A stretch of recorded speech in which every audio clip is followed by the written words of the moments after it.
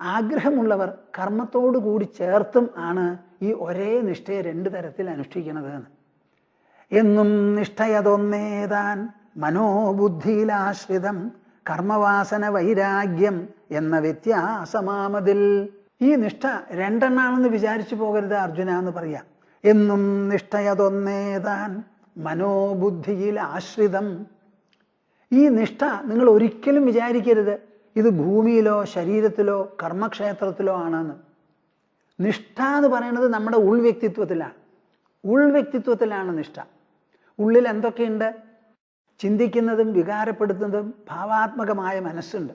ആലോചിച്ച് കാര്യങ്ങൾ നിശ്ചയിച്ച് വിലമതിക്കുന്ന ബുദ്ധിയുമുണ്ട്. ഈ 2 ഘടകങ്ങളിൽ മാത്രമാണ് എന്ത് നിഷ്ഠയും ആശ്രയിച്ചിരിക്കുന്നത്. എന്നും നിഷ്ഠയതൊന്നേതാൻ മനോബുദ്ധിയിലാശ്രിതം കർമ്മവാസന വൈരാഗ്യം എന്ന വ്യത്യാസമാമതിൽ. കർമ്മവാസനയുള്ളവരുണ്ട്. പ്രവർത്തിക്കണം, സുഖഭോഗങ്ങൾ അനുഭവിക്കണം, ഈ ലോകത്തിൽ അതാവണം ഇതാവണം, ഇങ്ങനെ പലതും വിചാരിക്കുന്ന കർമ്മവാസനക്കാരുണ്ടല്ലോ, അവർക്കത് കർമ്മനിഷ്ഠയാണ്. വൈരാഗ്യമുള്ളവർക്കോ വൈരാഗ്യം. ഇപ്പൊ ശുഗമഹർഷിയെ പറ്റി പറയുന്നു, ചെറുപ്പം മുതൽക്കേ അദ്ദേഹം വൈരാഗ്യമാണ്. നമ്മുടെ രാജ്യത്തിൽ ബ്രഹ്മചര്യത്തിൽ നിന്ന് സന്യാസമെടുക്കുന്ന പലരുമുണ്ട്. അവർ ചെറുപ്പം മുതൽക്കേ സന്യാസിമാരാണ്. ഇങ്ങനെ എത്രയോ ആൾക്കാർ ചെറുപ്പം മുതൽക്ക് സന്യാസം എടുക്കുന്നവരുണ്ട്. അവർക്ക് എന്താ? ഈ ലോകത്തിൽ എനിക്ക് ഒന്നും ആവണം, എന്തെങ്കിലും അനുഭവിക്കണം, കൊള്ളണം, കൊടുക്കണം, ഇങ്ങനെയുള്ള അഭിപ്രായമൊന്നുമില്ല. ഏതാണ്ട് ദേഹം വളരാൻ 21 വയസ്സെടുക്കും. ആ 21 വയസ്സ് വരെ അവരെന്തെങ്കിലുമൊക്കെ ചെയ്ത് കുറേ പഠിച്ച് കാര്യങ്ങളൊക്കെ ഉണ്ടാവും. ഒരു കുട്ടി എന്നുള്ള നിലയ്ക്ക് അനുസരണശീലത്തോടു കൂടി വേണം വളരാൻ. അപ്പോൾ അച്ഛനമ്മമാർ പറയും സ്കൂളിൽ പോകണം, പഠിക്കണം, കോളേജിൽ ചേരണം എന്നൊക്കെ പറഞ്ഞാൽ അതൊക്കെ അവരനുസരിക്കും. പക്ഷേ അവരുടെ മനസ്സിൽ യാതൊരു താല്പര്യവുമില്ല. ഇന്നാൾ ഞങ്ങളുടെ ആശ്രമത്തിൽ ഒരു കുട്ടി വന്നു. അവൻ എഞ്ചിനീയറിംഗ് കോളേജിൽ പഠിക്കുന്ന സമയത്താണ്. ഞാൻ ഒരിക്കൽ നിങ്ങളോട് പറഞ്ഞു തോന്നുന്നു. അവൻ പറയുക, എനിക്ക് പഠിപ്പിൽ യാതൊരു താല്പര്യവുമില്ല, എന്നാലോ പഠിച്ച് മാർക്കൊക്കെ മേടിക്കുന്നുണ്ട്. താല്പര്യം ഒന്ന് വേറെ, പഠിക്കുന്നത് വേറെ ഒന്നാണ്. നമുക്ക് സാമർഥ്യമുണ്ടെങ്കിൽ ആ സാമർഥ്യം കൊണ്ട് പല ജോലിയും ചെയ്യാം. ചെയ്യുന്നത് കൊണ്ട് അതിലൊക്കെ നമുക്ക് വാസനാബലമുണ്ടെന്നോ താല്പര്യമുണ്ടെന്നോ നിങ്ങൾ ആരും വിചാരിക്കരുത്. അപ്പോൾ വൈരാഗ്യം വന്നവർക്കോ ഈ തത്വവിചാരശീലം മാത്രമേ ഉണ്ടാവുള്ളൂ. ശുഗമഹർഷി എന്താ ചെയ്തത്? 16 വയസ്സിൽ പരീക്ഷിത്ത് മഹാരാജാവ് പ്രായോപവേശം എടുത്തിരിക്കണു എന്നങ്ങോട്ട് കേട്ടപ്പോൾ പാവം അദ്ദേഹത്തിൻ്റെ മനസ്സങ്ങോട്ട് ഉരുകി. ചെല്ലാം അങ്ങോട്ട് എന്ന് പറഞ്ഞു. നൂല് ബന്ധമില്ല ശരീരത്തിൽ. അവിടെ ചെന്ന് പരീക്ഷിത്ത് മഹാരാജാവ് മുമ്പിലും അദ്ദേഹത്തിൻ്റെ മുൻപിലെ ശുഗമഹർഷിയായിട്ടിരുന്ന് തോരാതെ 7 ദിവസം സംസാരിച്ചു. പരീക്ഷത്തിന് കാര്യങ്ങൾ മനസ്സിലായി. ഞാനിതാ ഉള്ളിൽ ലയിച്ചു പോണു എന്ന് പറഞ്ഞു. ശുഗമഹർഷി അവിടെ എണീറ്റു. ചന്തിയും തട്ടി ഒരൊറ്റ പോക്ക. വന്ന കാര്യം നടന്നു, പിന്നെ അവിടെ ഇരിക്കണില്ല, പോയി. ഇങ്ങനെ ലോകത്തിൽ വൈരാഗ്യമൂർത്തികളായി ചിലരൊക്കെ ഉണ്ടാവും.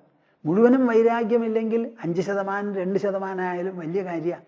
അങ്ങനെയുള്ളവർക്കത് സാഖ്യനിഷ്ഠ മാത്രമാണ്. യോഗമെന്നതു നിർണീതം 2 ഒന്നായിത്തീരുമാമത് സ്ഥൂലകോശത്തെള്ളളവും യോഗസാധ്യതയില്ലിഹ.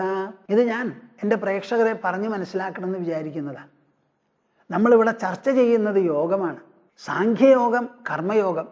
സാഖ്യയോഗത്തിൽ നിന്നിപ്പോൾ കർമ്മയോഗത്തിലേക്ക് കടന്നിരിക്കുക. ഇങ്ങനെ എല്ലാ അധ്യായങ്ങളും യോഗമാണ്. അപ്പം നിങ്ങളുടെ മനസ്സിലൊരു ചോദ്യം വരണം, എന്താണ് സ്വാമിജി ഈ യോഗം? ഇന്നിപ്പോൾ ആസനങ്ങളും മുദ്രകളുമായി എടുക്കുന്ന കുറേ ആൾക്കാരുണ്ട്. അതിനെ പഠിപ്പിക്കാൻ എണ്ണമറ്റ അധ്യാപകന്മാരാ ലോകത്ത്. ഇന്ത്യയേക്കാൾ അധികം കൂടുതലാണ്. എന്താണോ ചെയ്യുന്നത്? ഞാൻ യോഗ ചെയ്യുന്നു. എന്താ ഈ യോഗ? അങ്ങനെ ഒരു വാക്ക് തന്നെയില്ല. യോഗ ചെയ്യണു എന്നുള്ള വാക്കിന് എന്താ അർത്ഥം? എന്താ ഈ യോഗം? അവർക്കൊരു യോഗവും ഇല്ല. അവർ യോഗം എന്നുള്ള പേരിൽ ചില ആസനങ്ങളോ മുദ്രകളോ എടുക്കണമെന്നേ പറയാൻ പറ്റുള്ളൂ. ശരീരം കൊണ്ടുള്ള ചില പ്രയത്നങ്ങൾ എടുക്കുക. സാധാരണ നമ്മുടെ ശരീരം ചെയ്യാത്തതായ ചില പ്രവൃത്തികൾ. ഇപ്പോൾ സർക്കസുകാരുണ്ടല്ലോ, സർക്കസുകാർ അവരുടെ ശരീരത്തിനെ വെച്ചുകൊണ്ട് വളച്ചും തിരിച്ചും പല മെയ്യഭ്യാസങ്ങളും കാണിക്കും. അതുപോലെ നമ്മുടെ യോഗാസനങ്ങൾ വളരെ ഉത്തമമായിട്ടുള്ളതാണ്. ഓരോ ആസനത്തിലും ചുരുങ്ങിയത് 3 ശ്വാസം അല്ലെങ്കിൽ ഒരു 5-6 സെക്കൻഡെങ്കിലും അങ്ങനെ നിൽക്കാൻ പറ്റണം. 2 കൈയും കുത്തി ഈ കൈമുട്ടിൽ വയറിനെ അങ്ങോട്ട് താങ്ങി കാലിനെയും പൊന്തിക്കുക, തലയും പൊന്തിക്കുക. മയൂരാസനം എന്നാ പറയുക. മയിൽ നടക്കുന്നത് പോലെ നമ്മുടെ ശരീരം മുഴുവനും 2 കൈയിൽ അങ്ങനെ താങ്ങി നിൽക്കണം എന്ന്. ആസനങ്ങളിൽ വെച്ച് ഏറ്റവും വിശേഷപ്പെട്ടതും കുറച്ച് വിഷമം കൂടിയതുമാണ് മയൂരാസനം എന്ന് പറയും. എന്താ അതിനെ ആസനം എന്ന് പറയണത്? ആ 2 കൈയിൽ നമ്മൾ ചമ്രം പടിഞ്ഞിരിക്കുന്ന മാതിരി കയ്യിൽ ഇരിക്കാൻ പറ്റണം, ഇളകാതെ. അപ്പോഴേ അത് ആസനമായുള്ളൂ. ശലഭാസനം, ഹലാസനം, വൃക്ഷാസനം, ഇങ്ങനെ പലതരത്തിലൊക്കെ ആസന. ആസനം എന്നുള്ള വാക്കിന് ഒരു കസേരയിലോ നിലത്തോ ഇരിക്കുന്നത് പോലെ ഓരോ ആസനത്തിലും നിശ്ചലമായി ഏതാനും സെക്കൻഡുകൾ അനങ്ങാതെ ഇരിക്കാൻ നമുക്ക് പറ്റണം. അതാണ് ഈ യോഗാസനം. ആ യോഗാസനങ്ങൾ ഞാൻ എടുക്കണമെന്ന് പറയുന്നതിന് പകരം ഞാൻ യോഗ എടുക്കണു, യോഗ പഠിപ്പിക്കണു, ഇതാണ് ഇപ്പോഴത്തെ വാക്ക്. നമ്മുടെ വാക്കുകൾ എത്ര ദുഷിക്കണു എന്നുള്ളത് മനസ്സിലാക്കണം. പലതരത്തിലും നമ്മുടെ കേരളം മിടുമിടുക്കന്മാരാ വാക്ക് ശരിയല്ലാതെ ഉപയോഗിക്കാൻ. അയ്യോ സ്വാമിജി എനിക്ക് ഭയങ്കര ശാന്തി, ഞാനൊരാളെ കണ്ടു അയാൾ ഭയങ്കര ഭംഗിയാന്ന്, ഇങ്ങനെയൊക്കെയാ പറയുക അവിടെ. ഭയങ്കരത്തിന് എന്താ അർത്ഥം? അതുപോലെ ഞാൻ യോഗ ചെയ്യണു എന്നാണ് എല്ലാവരുടെയും പറച്ചിൽ. എന്താണ് ഈ യോഗം? യോഗം എന്നുള്ള വാക്കിനർത്ഥം യോഗം എന്നതു നിർണീതം, യോഗം എന്നതു നിർണീതം രണ്ടൊന്നായി തീരുമാമത്. യോഗം എന്നുള്ള വാക്കിന് ഒന്ന് മറ്റൊന്നോടുകൂടി ചേർന്ന് ഒന്നായി തീരുക. ചേരുന്നത് വരെ രണ്ട്, ചേർന്ന് കഴിഞ്ഞാൽ അത് ഒന്നായി. അങ്ങനെ ഒരു പ്രക്രിയ, ഒരു പരിണാമം നിങ്ങൾക്ക് എവിടെയെങ്കിലും എനിക്ക് കാണിച്ചു തരാൻ പറ്റുമോ? കാണിച്ചു തരാൻ പറ്റുന്നുണ്ടെങ്കിൽ പറഞ്ഞു തരും. ഒന്ന് വേറെ ഒന്നോട് കൂടി ചേർന്ന് ആക്കം കൊണ്ടോ തൂക്കം കൊണ്ടോ നിറത്തിലോ മറ്റൊരു പ്രകാരത്തിലും ഒരു മാറ്റവും വരരുത്. രണ്ടെണ്ണം കൂടി ചേർന്ന് ഒന്നാവണം. കുറച്ച് അരക്കെടുത്ത് ഒരു മനക്കഷ്ണത്തിൽ നമ്മൾ അങ്ങോട്ട് പിടിപ്പിച്ചാൽ അത് പിടിപ്പിച്ച ഒന്നായി തീരും. പക്ഷേ മരം വേറെ അരക്ക് വേറെ, അങ്ങനെയാണ് നിൽക്കുക. പാലിൽ കുറച്ച് വെള്ളം ഒഴിച്ചാലോ, എത്ര വെള്ളം ഒഴിച്ചോ പാല് അത്രയും കൂടും. പക്ഷെ വെള്ളത്തിൻ്റെ നിറം കാണില്ല, പാലിന് നിറയെ കാണുള്ളൂ. കണ്ടാൽ പാലെന്നേ തോന്നുള്ളൂ. അവിടെയും ആക്കം കൊണ്ട് കൂടുതലാണ്, വ്യത്യാസം കണ്ടില്ലെങ്കിലും. അളന്ന് നോക്കിയാൽ, പരിശോധിച്ച് നോക്കിയാൽ പാലിൻ്റെ കൊഴുപ്പ് കുറഞ്ഞിട്ടുണ്ടാവും. ഇനിയൊന്നോ പാലിലൊഴിച്ചാലോ ഒരു വ്യത്യാസവും ഉണ്ടാവില്ല, അപ്പോഴും ആക്കം കൂടും. അതൊക്കെ അല്ലാത്തൊരു നിലയാണ്. യോഗമെന്നതു നിർണീതം രണ്ടൊന്നായി തീരുമാമത്, സ്ഥൂലകോശത്തെള്ളളവും യോഗസാധ്യതയില്ലിഹ. ഈ യോഗം എന്ന് പറയുന്ന ആ പ്രക്രിയയോ പരിണാമമോ ആ സിദ്ധിയോ സ്ഥൂല പ്രപഞ്ചത്തിൽ ഒരിടത്തിലും സാധ്യമല്ല. ഭൂമാനന്ദസ്വാമി പറയണത് വളരെ ശ്രദ്ധിച്ച് നിങ്ങൾ കേൾക്കണം. ചിലർക്കൊക്കെ ആശ്ചര്യം തോന്നാം, ചിലർക്ക് ഒരു തരത്തിൽ ഇടികൊണ്ട മാതിരിയാവാം. പക്ഷെ വാസ്തവത്തിൽ നിങ്ങൾക്ക് ഉണ്ടാവേണ്ടത് പ്രബോധമാണ്. പ്രബുദ്ധരാകണം നിങ്ങൾ. യോഗം എന്നുള്ള ആ ഒരു സിദ്ധിയോ അല്ലെങ്കിൽ ആ ഒരു പരിണാമമോ ഉണ്ടല്ലോ, അത് സ്ഥൂല പ്രപഞ്ചത്തിൽ ഒരിടത്തിലും ഉണ്ടാവില്ല. സ്ഥൂല വസ്തുക്കൾ ഒന്ന് മറ്റൊന്നോട് ഇങ്ങനെ ചേർന്നാൽ ഒന്നിലും അത് ഒട്ടിയിട്ട് വേറെ വേറെ നിൽക്കും, അല്ലെങ്കിൽ ആക്കം കൊണ്ടെങ്കിലും അളവ് കൊണ്ടെങ്കിലും കൂടാതെ പറ്റില്ല. മണൽത്തരിയിൽ കുറേ ചായം കലർത്തി ഇങ്ങനെ പൊടി കൂട്ടിയാൽ എന്താവും? മണൽത്തരി അവിടെ ഉണ്ടാവും, ചായം കലർന്നുണ്ടാവും. മണൽത്തരി ഇല്ലാതെ ആവണില്ല, അതിന് നിറം കൂടി. അപ്പം രണ്ട് സാധനം അവിടെ, രണ്ടിനും നാശമില്ല. ഇവിടെയോ ഒന്നായി തീരണം. ആ ഒന്നായി തീരുന്നത് എവിടെ സാധിക്കുന്നറിയോ നിങ്ങൾക്ക്? സ്ഥൂല പ്രപഞ്ചത്തിൽ ഇന്ദ്രിയങ്ങളുടെ തലത്തിൽ സാധ്യമല്ല. അകമേയുള്ളുണർവിങ്കൽ അല്ലോ യോഗമുദിപ്പുഹ. ചിത്തം ചിത്തിൽ അണഞ്ഞേറ്റം രണ്ടില്ലാതാകുമെപ്പോഴോ. എവിടെയാണ് യോഗം നടക്കുക? കേട്ടോളൂ. അകമേയുള്ളുണർവിങ്കൽ അല്ലോ യോഗമുദിപ്പുഹ. നിങ്ങളുടെ ഉള്ളിൽ, ദേഹത്തിൻ്റെ ഉള്ളിൽ ഒരു സാധനമുണ്ട്. എന്താ? ഉണർവ്. ഇംഗ്ലീഷിൽ പറയുകയാണെങ്കിൽ കോൺഷ്യസ്നെസ്, അവെയർനെസ്, സെൻഷ്യൻസ് എന്നൊക്കെ പറയും. അപ്പം നമ്മുടെ ശരീരം ഉണ്ടെന്ന് തോന്നിപ്പിക്കുന്നതും ശരീരത്തിനെ ഉജ്ജീവിപ്പിച്ച് നിർത്തുന്നതും പ്രവർത്തനക്ഷമമാക്കുന്നതും സംവേദനക്ഷമമാക്കുന്നതുമായ ഒരു ഘടകമാണത്. അത് സ്ഥൂലമല്ല, ശരീരമാ സ്ഥൂലം. ശരീരം പാഞ്ചഭൗതികമാണ്. ശരീരത്തിനെ ഉജ്ജീവിപ്പിച്ച് നിർത്തുന്ന ഘടകം ഭൂമിയെപ്പോലെ ഖരമല്ല, ജലത്തെപ്പോലെ ദ്രവമല്ല, വായുവിനെ പോലെ വാതമല്ല, അഗ്നിയെപ്പോലെ ഉഷ്ണമുള്ളതല്ല, പ്രകാശമുള്ളതല്ല, ആകാശത്തിനെ പോലെ ജഡവുമല്ല. ഇതൊന്നുമല്ലാത്ത ഒരു സാധനം ശരീരത്തിനെ ഉജ്ജീവിപ്പിച്ച് നിർത്തുന്നുണ്ട്. ആ ഘടകം ആകാശത്തേക്കാൾ സൂക്ഷ്മമാണ്. അതിനെയാണ് നമ്മൾ ഉണർവ് എന്ന് പറയുന്നത്. എന്താ ഉണർവ്? ഉണർത്തുന്നത് ഉണർവ്. ഞാനിപ്പോൾ ഉണ്ട് എന്ന് നമുക്ക് എങ്ങനെയാ തോന്നുന്നത്? ഉറങ്ങി എന്ന് എങ്ങനെയാ മനസ്സിലായത്? ഉണർന്നിരിക്കുന്നു, കാണുന്നു എന്ന് നമുക്ക് എങ്ങനെ തോന്നുന്നു? അവസാനം എല്ലാം ഉണർവാണല്ലോ. ആ ഉണർവ്, ഉള്ളിലുള്ള ഉണർവിങ്കൽ അവിടെയാണ് യോഗം എന്ന് പറയുന്ന ഉദയം. യോഗമുദിപ്പുഹ. എപ്പോഴാണത് ഉണ്ടാകുന്നത്?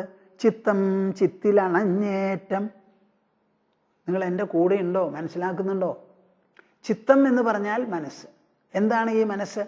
താനുണ്ട്, ലോകമുണ്ട്, തനിക്ക് ഇന്ദ്രിയങ്ങളുണ്ട്.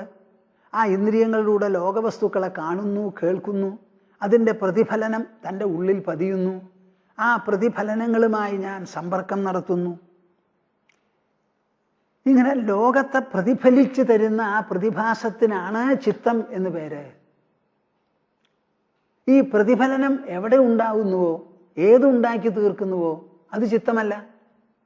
പ്രതിഫലനം ഉണ്ടായാലാണ് അതിന് ചിത്തം എന്ന് പറയുന്നത്. When the consciousness which animates your body goes on reflecting the plural world and the plural objects, in that reflective state you call it the mind. ഈ ലോകവസ്തുക്കളെ, അനേകം വസ്തുക്കളെ പ്രതിഫലിപ്പിച്ചു കൊണ്ടിരിക്കുന്ന ആ പ്രതിഭാസമുണ്ടല്ലോ, ആ പ്രതിഭാസത്തിനാണ് ചിത്തം അഥവാ മനസ്സ് എന്ന് പേര്. അപ്പൊ എന്താണ് ഈ മനസ്സായി തീരുന്നത്? പ്രതിഫലനം, അനേക വസ്തു പ്രതിഫലനം. ആ അനേക വസ്തുക്കളെ പ്രതിഫലിപ്പിക്കുന്നത് ഏതോ അതാണ് വാസ്തവത്തിൽ മൂലപ്പൊരുൾ. അത് ചിത്താണ്. അപ്പൊ ചിത്ത് എപ്പോ അനേക വസ്തു പ്രതിഫലനം നടത്തുന്നുവോ ആ നടത്തുന്ന സമയത്ത് അത് ചിത്തമായി തീരുകയാണ്. ചിത്തം ആയിത്തീരുക. വെറും പച്ചവെള്ളം, നിറവുമില്ല, സ്വാദുമില്ല, അങ്ങനെ പച്ചവെള്ളം. ആ പച്ചവെള്ളത്തിൽ കുറച്ച് ശർക്കര കലക്കി നിൽക്കുക. ആ ശർക്കര അങ്ങോട്ട് കലക്കിയാൽ വെള്ളം വെള്ളം തന്നെയാണ്, അതിന് മാറ്റമില്ല. ശർക്കര കലക്കിയപ്പോൾ അതിന് ഒരു നിറമാറ്റം വന്നു, മധുരവും വന്നു.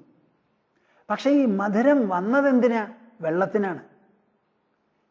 ആ വെള്ളം മധുരരസം തന്നു, കണ്ടപ്പോഴും ഒരു ഇളം ചുവപ്പും വന്നു അതിന്. ഈ മാറ്റം വന്നപ്പോഴാണ് അതിനെ നിങ്ങൾ പാനകം എന്ന് പറയുന്നത്. പക്ഷെ പാനകം അവിടെ ഒരു പുതിയ വസ്തുവല്ല, വെള്ളം പാനകമായി തീർന്നിരിക്കുക. ഈ ഉദാഹരണം പൂർണ്ണമല്ല കേട്ടോ, ഒരു ഉദാഹരണവും പൂർണ്ണമല്ല ഉൾവസ്തുവിനെ പ്രതിപാദിക്കുന്ന സമയത്ത്. ഇവിടെ എങ്ങനെയാ? നമ്മുടെ ഉള്ളിലുള്ള പൊരുൾ വെള്ളമാണ്. അവിടെ ശർക്കര എന്ന് പറഞ്ഞ് പുതിയ ഒരു വസ്തു വരുന്നില്ല, ശർക്കരയെ പ്രതിഫലിപ്പിക്കുന്നേ ഉള്ളൂ. ബാഹ്യവസ്തുക്കളെ പ്രതിഫലിപ്പിക്കുന്നു എന്ത്? നമ്മുടെ ഉള്ളുണർവ്. ആ പ്രതിഫലിപ്പിക്കുന്ന സമയത്ത് ആ പ്രതിഫലനത്തോട് കൂടിയിരിക്കുന്ന കാലഘട്ടമുണ്ടല്ലോ, അല്ലെങ്കിൽ സമയം, അതിനാണ് നമ്മൾ മനസ്സ് എന്ന് പറയുന്നത്. ആ ചിത്തമുണ്ടല്ലോ, ചിത്തിലണഞ്ഞേറ്റം. ആ പ്രതിഫലനം നമ്മൾ തത്വവിചാരം ചെയ്ത്, സാഖ്യം എന്ന് പറഞ്ഞാൽ എന്താ? എൻ്റെ മനസ്സ് ലോകവസ്തുക്കളെ പ്രതിഫലിപ്പിക്കുന്നു. മനസ്സ് പ്രതിഫലിപ്പിക്കുന്നത് പോലെ പ്രതിഫലനം ഇല്ലാതെയുമാവും. അതാവോ സ്വാമിജി? ഉവ്. പ്രതിദിനം നിങ്ങൾ ഉറങ്ങുമ്പോൾ അതല്ലേ സംഭവിക്കുന്നത്? പകല് മുഴുവനും ലോകവസ്തുക്കളെ പ്രതിഫലിപ്പിച്ചുകൊണ്ടല്ലേ ഇരിക്കുന്നത് നിങ്ങളുടെ മനസ്സ്. അതേ മനസ്സ് വൈകുന്നേരം ക്ഷീണമായി എത്ര പ്രവൃത്തി എടുക്കുന്നവനും, ഞാനിതാ വയ്യ, കണ്ണു മൂടിപ്പോണു.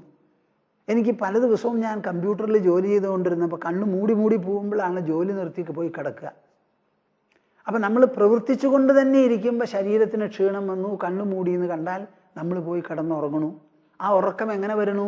ആ പ്രതിഫലന പ്രക്രിയ മുഴുവനും മാച്ചങ്ങോട്ട് തുടച്ചു കളയണു, എന്നിട്ടാണ് കിടന്നുറങ്ങുന്നത്.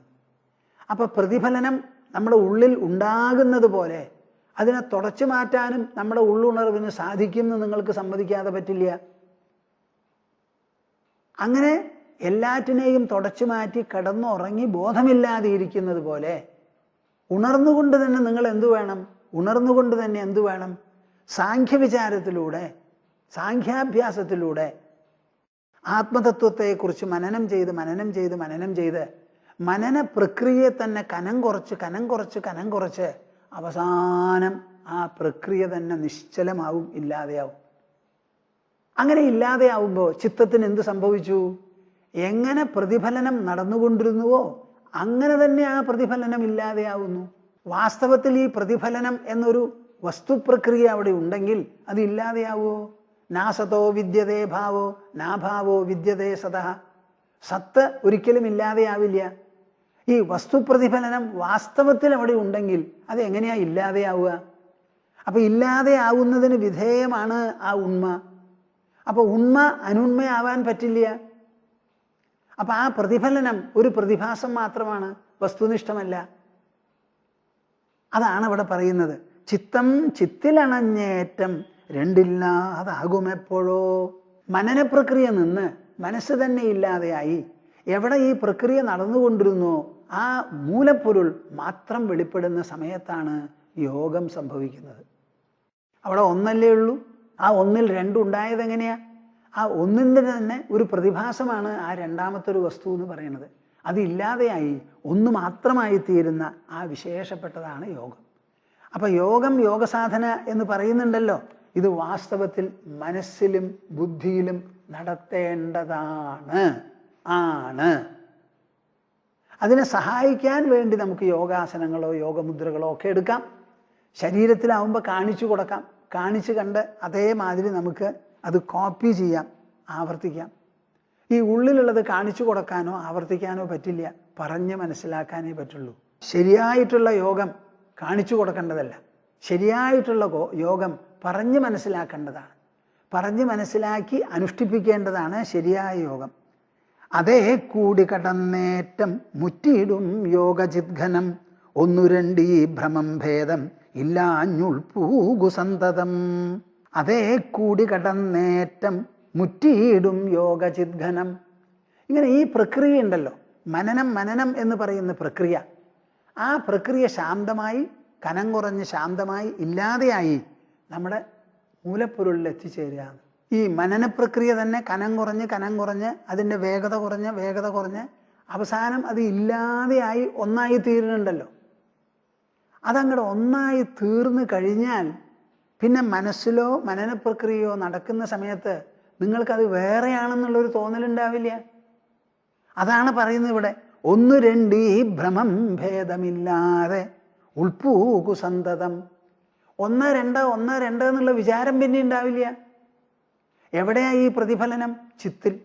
പ്രതിഫലനം നടന്നതുകൊണ്ട് ചിത്തമാവുന്നുണ്ടോ? ഇല്ല.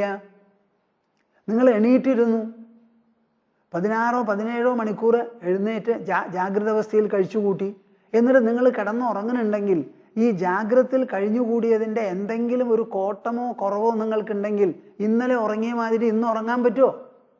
പറ്റില്ലല്ലോ. ഉറങ്ങുന്ന സമയത്ത് ദുഃഖിയല്ല, സുഖിയല്ല, കാമിയല്ല, ക്രോധിയുമല്ല. ഉറങ്ങുന്ന സമയത്ത് നമുക്ക് യാതൊന്നുമില്ല. അപ്പം ആ ഉറക്കം നമുക്ക് തരുന്നതായ ഒരു വിശേഷപ്പെട്ട ഒരു സാധനമുണ്ടല്ലോ, ആ സാധനത്തിൽ ഈ ജാഗ്രത അവസ്ഥയിൽ നടന്ന എല്ലാ വ്യവഹാരങ്ങൾ കൊണ്ടും ഒരു വിധത്തിലുള്ള കോട്ടമോ കുറയോ അതിന് സംഭവിക്കുന്നില്ല എന്ന് യുക്തിപൂർവം സമ്മതിച്ചേ തീരൂ. വിടില്ല ഞാൻ നിങ്ങളൊരൊറ്റ ആളെ. ബുദ്ധി ഉണ്ടെങ്കിൽ നിങ്ങളത് സമ്മതിക്കണം. കള്ളനും കിടന്നുറങ്ങണം, മുള്ളനും കിടന്നുറങ്ങണം, വ്യഭിചാരിണിയും കിടന്നുറങ്ങും, ഭീകരന്മാരും കിടന്നുറങ്ങും, ഭൂസുര ശ്രേഷ്ഠനും കിടന്നുറങ്ങും, മഹാവിഷ്ണുവും കിടന്നുറങ്ങണം, ശിവനും ഉറങ്ങും, മഹാലക്ഷ്മിയും ഉറങ്ങും. എന്താ ഈ ഉറക്കത്തിൽ വ്യത്യാസം എന്ന് എന്നോട് പറയൂ നിങ്ങൾ. ഉറക്കം എന്ന് പറയുന്നത് അന്തരാത്മാവ് നമ്മളെ ആലിംഗനം ചെയ്യുന്ന വിശേഷപ്പെട്ട നിലയാണ്. അതിൽ സർവ്വ പാപപുണ്യങ്ങളും പോയത് കൊണ്ടാണ് പിറ്റേ ദിവസം ഫ്രഷായിട്ട് എണീക്കുന്നത്. വലിയ ഒരു ചികിത്സയാണ് അത് മനസ്സിന്. അപ്പൊ ഈ 2-1 എന്നുള്ള ഭ്രമം തന്നെ, ഭേദം തന്നെ പോയി ഉൾപൂകു സന്തതം. ശരിയായിട്ടുള്ള ചിദ്ഘനമായിരിക്കുന്ന യോഗം എപ്പോഴും നമ്മുടെ ഉള്ളിൽ വിരാജിച്ചുകൊണ്ട് പ്രകാശിച്ചുകൊണ്ട് പരിലസിച്ചുകൊണ്ടിരിക്കുന്നു. ഇതാണ് ഹരിനാമ കീർത്തനത്തിൽ പറയുന്നത്. ഒന്നായ നിന്ന ഇഹ രണ്ടെന്നു കണ്ടളവിൽ ഉണ്ടായൊരുണ്ടൽ ബദമിണ്ടാവതല്ല മമ. പണ്ടേ കണക്കു വരുവാൻ നിൻ കൃപാവലികൾ ഉണ്ടാകയെങ്കൽ ഹരി നാരായണായ നമഃ. എന്താ അതിനർത്ഥം? ഒന്നായ നിന്ന ഇഹ രണ്ടെന്നു കണ്ടളവിൽ ഉണ്ടായൊരുണ്ടൽ ബദ മിണ്ടാവതല്ല മമ. നമ്മളാണ് ഈ ചിത്തമാണ് എന്ന് പറഞ്ഞ് വ്യാഖ്യാനിക്കുന്നത്. ഒരു കണ്ണാടിയിൽ എന്തൊക്കെ പ്രതിബിംബിക്കുന്നു? ക്രൂര ദൃശ്യങ്ങൾ കണ്ണാടിയിൽ പ്രതിബിംബിക്കും, സുന്ദര ദൃശ്യങ്ങളും പ്രതിബിംബിക്കും. അങ്ങനെ എന്തെല്ലാം പ്രതിബിംബിച്ചാലും കണ്ണാടിയിൽ എന്തെങ്കിലും ഒരു സ്കാർ ഉണ്ടാവുന്നുണ്ടോ? ഒരു കോറലോ പോറലോ ഉണ്ടാവുന്നുണ്ടോ? അതിന് വല്ല കലക്കവും വരുന്നുണ്ടോ? കണ്ണാടി ദാരുണ ദൃശ്യം പ്രതിബിംബിച്ചാൽ അത് ദാരുണമാവുന്നുണ്ടോ? സുന്ദര ദൃശ്യം പ്രതിബിംബിപ്പിച്ചാൽ അത് സുന്ദരമാകുന്നുണ്ടോ? ഇല്ലല്ലോ. അപ്പൊ കണ്ണാടിയേക്കാളും ഒക്കെ എത്രയോ സൂക്ഷ്മമാണ് നമ്മുടെ ഉള്ളുണർവ്. ആ ഉള്ളുണർവിന് ഈ ലോകം എന്ന് പറയുന്ന ഈ പ്രതിഭാസം അതിൽ പ്രതിബിംബിച്ചത് കൊണ്ട് ആ ഉള്ളുണർവിന് എന്താ വരാൻ പോണേ? ഒന്നും വരാൻ പോണില്ല. ഈ വിചാരം, ഈ ബോധ്യം, ഈ അനുഭവം 1 2 1 2 1 2 എന്നുള്ള ചാഞ്ചാട്ടം വിട്ടിട്ടുള്ള വിശേഷപ്പെട്ട ഒരു നില, ആ ചിദ്ഘനം എന്ന് പറയുന്ന നില നമ്മുടെ കയ്യിൽ കിട്ടിയാൽ അതാണ് ഏറ്റവും വിശേഷം. 2 എന്ന് വിചാരിക്കുന്തോറും ഉണ്ടായൊരു ഉണ്ടൽ, ആ ദുഃഖം സഹിക്കില്ല, പറയാൻ പറ്റില്ല. പണ്ടേ കണക്കു വരുവാൻ നിൻ കൃപാവലികൾ, അത് ആദ്യത്തെ പോലെ ആയിത്തീരാൻ നിന്റെ കൃപ എനിക്ക് വേണം, അത് ധാരാളം തന്ന് അനുഗ്രഹിക്കൂ എന്ന് പറയാം. എന്തിനാ ഞാനിത് പറഞ്ഞത്? ഒരേ ഒരു നിഷ്ഠയാണ് അർജുന. അതിനെ 2 തരത്തിലാണ് പറഞ്ഞിരിക്കുന്നത്. തത്വവിചാരശീലന്മാർക്കും ബുദ്ധിയുള്ളവർക്കും വൈരാഗ്യം ഒരളവ് വരെ വന്നവർക്കും ഈ ലോകം നശ്വരമാണെന്ന് തോന്നുന്നവർക്കും അത് വെറും ബുദ്ധി, മനസ്സ്, ഇത് 2ലും മാത്രം പരിശീലിക്കേണ്ട ജ്ഞാനനിഷ്ഠയാണ്. അതല്ലാത്തവർക്ക് ഈ ലോകത്തിൽ കുറെ കർമ്മങ്ങളോടുകൂടി കലർത്തി അങ്ങോട്ട് കഴിയാം. ഇതാണ് ഇതിൻ്റെ ശരിയായ നില എന്ന് പറഞ്ഞുകൊണ്ട് കൃഷ്ണൻ കർമ്മശാസ്ത്രം മുഴുവനും വ്യാഖ്യാനിക്കുകയാണ്. ഈ കർമ്മം എന്തിന്? എല്ലാവർക്കും ഈ ബുദ്ധി മാത്രം പോരേ എന്ന് ചോദിച്ചാൽ അതിന് അർത്ഥമില്ല. അതിന് കാരണമുണ്ട്. ഈ ലോകം കർമ്മസങ്കുലമാണ്. ഈ ലോകം എന്ന് പറഞ്ഞാൽ എന്താ? സദാ ചലിച്ചുകൊണ്ടിരിക്കുന്നത്, സദാ സ്പന്ദിച്ചുകൊണ്ടിരിക്കുന്നതാ. ഇവിടെ വൈബ്രേറ്റ് ചെയ്യാതെ നിശ്ചലമായി നിൽക്കുന്ന ഒരു ഘടകവുമില്ല. ബാഹ്യമായി പുറത്ത്, ആന്തരമായി അണുവിൻ്റെ ഉൾക്കോശത്തിൽ എവിടെയുമുണ്ട് സ്പന്ദനം. ഇലക്ട്രോൺസ് എത്ര വേഗത്തിലാണ് ചുറ്റുന്നത്? നമ്മുടെ ഭൂമിയോ 25,000 മൈലോമീറ്ററുമാണ് പ്രതി മണിക്കൂർ അത് ചുറ്റുന്നത്. ഇവിടെ ചുറ്റാത്തത് യാതൊന്നുമില്ല, എപ്പോഴും ചുറ്റിക്കൊണ്ടിരിക്കുകയാണ്. അനങ്ങാത്തൊരു വസ്തുവില്ല. അങ്ങനെ ഈ ലോകത്തിൽ മനുഷ്യൻ അനങ്ങാതെ കഴിച്ചുകൂട്ടാം എന്ന് വിചാരിച്ചാൽ നടക്കുമോ? നടക്കില്ല. അതാ കൃഷ്ണൻ പറഞ്ഞ് മനസ്സിലാക്കുന്നത്. 3-ാം അധ്യായത്തിലെ 3 ശ്ലോകമാണ് നമ്മളിപ്പോൾ എടുത്തത്. ഇനി 4-ാമത്തിലേക്ക് പോവാണ്. ന കർമ്മണാം അനാരംഭാത് നൈഷ്കർമ്മ്യം പുരുഷോഷ്ണുതേ നച സന്യസനാദേവ സിദ്ധിം സമധിഗച്ഛതി. എത്ര ചുരുക്കിയ തത്വം പറഞ്ഞിരിക്കുന്ന കൃഷ്ണൻ. ന കർമ്മണാം അനാരംഭാത് നൈഷ്കർമ്മ്യം പുരുഷോഷ്ണുതേ. എന്താ ഇതിനർത്ഥം? അർജുനന്റെ മുൻപിലുള്ള പ്രശ്നം എന്താ? അവിടെ മഹാഭാരത യുദ്ധം ചെയ്യാതെ രക്ഷപ്പെടണോ അതോ ചെയ്യണോ? എന്താ അർജുനന്റെ മനസ്സിൽ സംശയം പറഞ്ഞല്ലോ. കാർപ്പണ്യദോഷോപഹത സ്വഭാവ പൃച്ഛാമി ത്വാം ധർമ്മസമ്മൂഢചേതാഃ. ഞാൻ ധർമ്മസമ്മൂഢചേതസ്സായിരിക്കുക. കാർപ്പണ്യം പിടിപെട്ട് എന്ത് വേണം വേണ്ട എന്ന് നിശ്ചയിക്കാൻ പറ്റാത്ത നിലയാണെന്ന്. ഇവിടെ വേണ്ടതും വേണ്ടാത്തത് എന്താ? 13 കൊല്ലമായി തയ്യാറെടുത്ത് പ്രത്യേക സന്നാഹങ്ങളോടുകൂടി വന്ന് നിന്നതിന് ശേഷം യുദ്ധം ചെയ്യണമോ ചെയ്യാതെ പിൻവാങ്ങണമോ എന്നതാണ് അർജുനന്റെ മുൻപിലുള്ള പ്രശ്നം. അതിന് കൃഷ്ണൻ മറുപടി പറയുകയാണ്. തെളിച്ചു പറയണം എന്ന് പറഞ്ഞുവല്ലോ. തദേകം വദ നിശ്ചിത്യ ഏന ശ്രേയോഹമാപ്നുയാത് എന്ന് വ്യക്തമായി പറഞ്ഞുവല്ലോ. ഒരൊറ്റ കാര്യം തിട്ടപ്പെടുത്തി പറയണം, നിശ്ചയപ്പെടുത്തി എന്നാ പറയണത്. ഞാൻ പറഞ്ഞ് മനസ്സിലാക്കി കൊടുക്കണം. ന കർമ്മണാം അനാരംഭാത് നൈഷ്കർമ്മ്യം പുരുഷോഷ്ണുതേ. കർമ്മങ്ങൾ ചെയ്യാതെ ഇരുന്നത് കൊണ്ട് നൈഷ്കർമ്മ്യം എന്ന് പറയുന്ന സിദ്ധി കിട്ടില്ല എന്ന്. അർജുനൻ ഇപ്പൊ ബുദ്ധിയോഗം എന്നുള്ള നിലയ്ക്ക് എന്താ പറയണത്? യാവാനർത്ഥ ഉദപാനേ സർവത സംപ്ലുതോദകേ താവാൻ സർവേഷു വേദേഷു ബ്രാഹ്മണസ്യ വിജാനതഃ എന്ന് പറഞ്ഞുല്ലോ. എല്ലാ ദിക്കിലും വെള്ളം നിറഞ്ഞിരിക്കുന്നത് പോലെയാണ് ഒരു ബ്രഹ്മജ്ഞൻ, ഒരു തത്വജ്ഞാനിക്ക് തനിക്ക് ആവശ്യപ്പെടുന്ന സുഖവും സംതൃപ്തിയും സർവ്വദിക്കിലും നിറഞ്ഞിരിക്കുന്നു. അങ്ങനെ ഒരാൾക്ക് സുഖത്തിന് വേണ്ടിയോ വേറെ ഒന്നിനു വേണ്ടിയിട്ടോ കർമ്മം ചെയ്യേണ്ട ആവശ്യമില്ല എന്നുള്ളത് ശരിയാണ്. അങ്ങനെ ഒരു നിലയിലേക്ക് എത്തണം എന്നാണ് അർജുനന്റെ മനസ്സിൽ തോന്നിയത്. അപ്പൊ പിന്നെ ഈ ഘോരകർമ്മം എന്തിനു ചെയ്യണമെന്ന് അതിന് കൃഷ്ണൻ മറുപടി പറയാണ്. കർമ്മങ്ങൾ അനാരംഭാത് എന്നുള്ള വാക്കിന് എന്താ അർത്ഥം? ഒരു കർമ്മവും ചെയ്യാതെ ഇരിക്കുക, തുടങ്ങി വെക്കരുത് എന്ന്. അപ്പൊ കർമ്മം ആലോചിച്ച് നോക്കി ഘോരകർമ്മമാണ്, ഇത് ചെയ്താൽ മഹാപാപമാണ്, അതുകൊണ്ട് യുദ്ധം തുടങ്ങിയിട്ടില്ലല്ലോ, ഇപ്പം അത് തുടങ്ങാനിരിക്കണേ ഉള്ളൂ. അതുകൊണ്ട് നമ്മൾ ശരവിസർജനം തുടങ്ങാതെ അതിൽ നിന്ന് ഒഴിവായി പോവാന്ന്. അങ്ങനെ ചെയ്തത് കൊണ്ട് അർജുന നൈഷ്കർമ്മ്യം പുരുഷോഷ്ണുതേന. നൈഷ്കർമ്മ്യം എന്ന് പറയുന്ന ഒരു സിദ്ധിയാണ് അധ്യാത്മമായിട്ടുള്ളത്. എന്താ ഈ നൈഷ്കർമ്മ്യം? പ്രവർത്തിച്ചിങ്ങനെ ഇരിക്കണു, അത് കഴിഞ്ഞാൽ നമുക്ക് ഇനി ഒരു പ്രവൃത്തിയും ചെയ്ത് ഒരു ലാഭവും നേടാനില്ല, എനിക്കൊന്നുമില്ല എന്നൊരു തോന്നൽ വരികയാണ്. കൊടുക്കാനും ഇല്ല, മേടിക്കാനും ഇല്ല. ഇനി എന്നോട് ഒരു ലൗകിക പ്രവൃത്തിയും ചെയ്യണമെന്ന് നിങ്ങൾ പറയരുത്. ലൗകിക പ്രവൃത്തിയിൽ അങ്ങേ അറ്റത്തെ ദാരുണ പ്രവൃത്തിയാണ് ഈ യുദ്ധം. ഭരണദൗത്യത്തിൽപ്പെട്ടതാണ്, ഭരണത്തിൻ്റെ നിർബന്ധമാണ്. അപ്പം അങ്ങനെ ഒരു കർമ്മം ചെയ്യേണ്ട ആവശ്യമേ ഇല്ല എന്ന്, അങ്ങനെ ഒരു നില വരണം. അങ്ങനെ വരണം എന്നുണ്ടെങ്കിൽ അനാരംഭമല്ല അതിനുള്ള വഴി. ഇനി രണ്ടാമത്തെ ഒരു ഓൾട്ടർനേറ്റീവ് എന്താ? നച സന്യസനാദേവ സിദ്ധിം സമധിഗച്ഛതി. നച സന്യസനാദേവ, ചെയ്തുകൊണ്ടിരുന്ന പ്രവൃത്തിയെ മുഴുവനാക്കാതെ ഉപേക്ഷിച്ച് പോവുക. ഇപ്പം വിവാഹിതനായി കല്യാണം കഴിച്ചു, 1-2 കുട്ടികളുണ്ട്. ഈ ആത്മജ്ഞാന ബുദ്ധിയൊക്കെ വന്നാൽ ഉള്ളതിനെ അങ്ങോട്ട് ഉപേക്ഷിച്ച് പോയാൽ ശരിയാവുമോ ചോദിച്ചാൽ അതും ശരിയാവില്ല. തുടങ്ങാതെ ഇരുന്നാലോ അതുകൊണ്ടും കാര്യമില്ല. ഇത് രണ്ടുമല്ലാത്ത ഒരു യോഗമുണ്ട്. ആ യോഗബുദ്ധിയാണ് നമുക്ക് ആവശ്യം. അതാണ് പറഞ്ഞു കൊടുക്കുന്നത്. അവിടെ എന്താ പറഞ്ഞത്? കർമ്മണ്യേവാധികാരസ്തേ മാ ഫലേഷു കദാചന മാ കർമ്മഫലഹേതുർഭൂ മാതേ സംഗോസ്ത്വകർമ്മണി. 2-ാമത്തെ അധ്യായത്തിൽ നിനക്ക് കർമ്മം ചെയ്തുകൊണ്ടിരിക്കാനുള്ള പാകമേ വന്നിട്ടുള്ളൂ, ഉപേക്ഷിക്കാറായിട്ടില്ല. അതേ സമയത്തിൽ നീ കർമ്മം ചെയ്യുമ്പോൾ ഫലങ്ങളെ ഹേതുവാക്കി പ്രവർത്തിക്കുന്നത് ശരിയല്ല. ഇത് ബുദ്ധിമുട്ടാണെന്ന് പറഞ്ഞ് ഒഴിഞ്ഞു നിൽക്കുന്നതോ അതും ശരിയല്ല. ഇതൊന്നുമല്ലാതെ കർമ്മം ചെയ്യാൻ എന്താ വഴി? അപ്പോഴാണ് പറഞ്ഞത് യോഗസ്ഥ കുരു കർമാണി സംഘം ത്യക്ത്വാ ധനഞ്ജയ. എന്ത് കർമ്മങ്ങൾ വേണമെങ്കിൽ ചെയ്തോളൂ, എത്ര വേണമെങ്കിലും ചെയ്തോളൂ, പക്ഷേ യോഗസ്ഥനായി ചെയ്യണം. എന്താണ് ഈ യോഗസ്ഥത?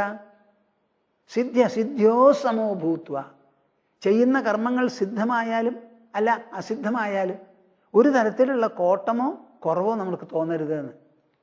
അപ്പം യോഗബുദ്ധിയോടുകൂടി കർമ്മം ചെയ്യാനാണ് അവിടെ പറഞ്ഞിരിക്കുന്നത്.